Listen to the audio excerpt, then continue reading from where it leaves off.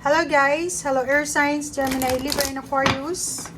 Welcome dito sa aking channel, Kapalaran 888, Air Signs, Gemini, Libra, and Aquarius. Alamin natin kung anong messages, vibration, gabay energy para sa inyong lahat. Air Signs, Gemini, Libra, and Aquarius. Okay. Okay. Wow! The general reading guys, so pwede kang makaresonate. Ang galing naman na ito. Air signs, Gemini, Libra, and Aquarius, congratulations guys. Kasi ang galing na ito. Ikaw ba ay lalaki or babae? Ano man ang gender mo? Sinasabi ng baraha sa'yo na posibleng manifestation to eh. It's a manifestation yung sudden wealth. Pwedeng may uulan ng pera sa buhay mo ngayon. Pwedeng unexpected na panalo sa sugal, sa sabong or sa kung ano puman, sa loto. Pero hindi ina-advise ng tarot yung pagsusugal guys ha. Ito lang is yung chances lang, 'di ba? So sinasabi ng barahan na may aapaw na pera ngayon, 'di ba? May uulan ng pera, aapaw yung pera, or pwedeng meron ditong ma-approve yung utang sa bangko. 'Di ba? Makakabayad sa utang or ano pa man. Okay, hindi lang swerte sa pera, swerte ka din sa relationship. For example, asawa mo siya yung nanalo. Siya yung nakakuha ng unexpected windfall ng wealth, ng money. Or pwedeng kayong mag-asawa, kayong mag-boyfriend, kayong mag-girlfriend. Or hindi lang swerte sa pera, pwedeng may unexpected offer din ng relationship or even kasal. Okay, thank you.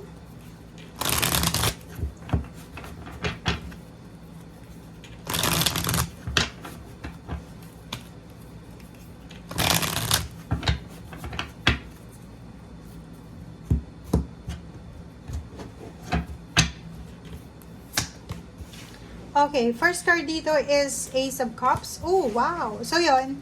So, celebratory yung araw dito. Magsi-celebrate kayo. Air signs, Gemini, Libra, and Aquarius. Sobra-sobra kang masaya. Kung makikita mo to, 1 plus 3 is 4. Is foundation, stability, and security. So, hindi lang ikaw yung magiging masaya. Buong pamilya to. 'Di ba?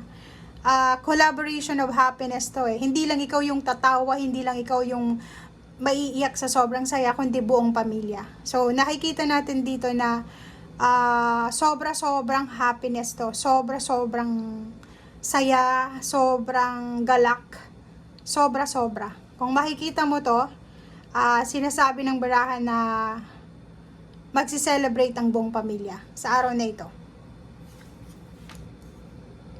Diba oh?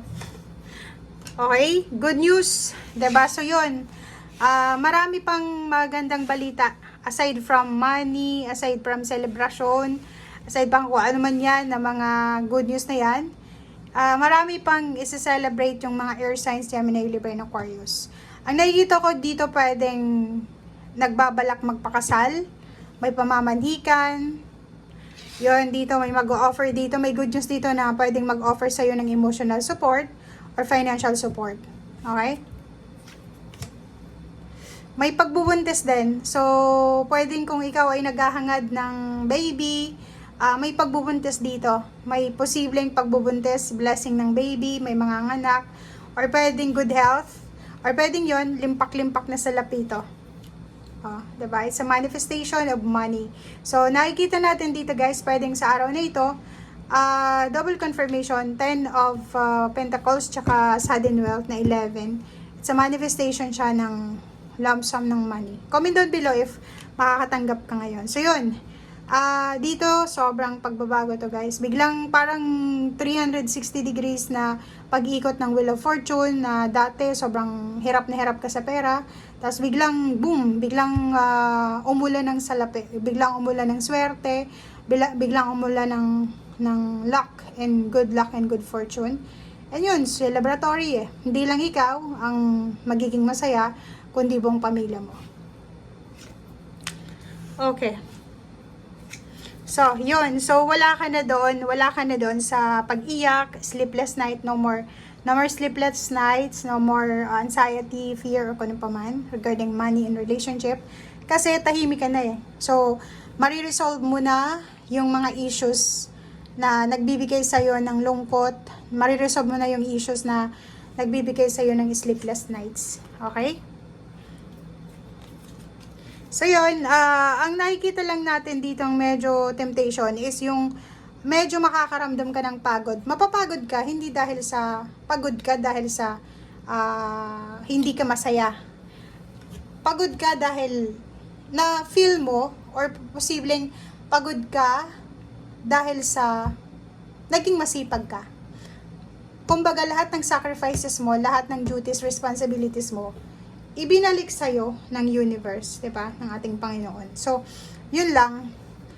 And, ang nakikita din natin dito na pwedeng isang temptation to, na like, diba, pag halimbawa may mga tao na biglang yaman, tumitigil na sila sa pagtatrabaho. Yun yung wag mo daw na gagawin, diba? Ang daming new beginnings, guys. Ang daming, diba? So, may mga relationship dito, commitments, or any kinds ng partnership ang posibleng marirenew, di ba? Renewal of relationship, new beginnings ng relationship, babalik ka sa dati, di ba? Ang galing.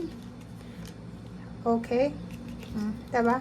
So, kung makikita mo dito, sobrang napakaganda ng baraha mo. Ikaw na lang i-screenshot mo, di ba? Kung makikita mo dito, malaking halagang pera, reconciliation, new beginnings ng relationship, bagong pagkakataon para maka-travel, makalipat ng ibang lugar, career, makapag-ipon ng pera, mahawakan mo yung pera, magkaroon ng, itong magic na to is sudden wealth yan, yung parang ipoprovide sa'yo ng universe kung ano yung mga kakailanganin mo. So, hindi ka dapat nag-aalala kung ano yung mga steps na gagawin mo. O, diba? Puro pera siya. Comment down below, guys. Umaapaw na pera to eh. Diba? So, paki-comment sa comment section. Air signs, Gemini, Libra, and Aquarius. Ang dami-dami mong pera. Ang daming selebrasyon na magaganap dahil sa sobrang saya to. Sobrang marami kang i-celebrate. Isa dito sa emotional is yung kasal or pwedeng mga success niyan. Pagbubuntis or pwedeng travel. Pero mostly ang nakikita natin dito na magiging sobrang masaya ka is yung mga renewal, reconciliation, and mga pera, limpak-limpak na salapi, mga good news, mga wish fulfillment mo sa usaping pera. And makakaalis ka na sa problema mo. Pwedeng makakabayad ka na sa utang mo, may bonus pa, may sukli pa. Okay? Thank you guys. Bye!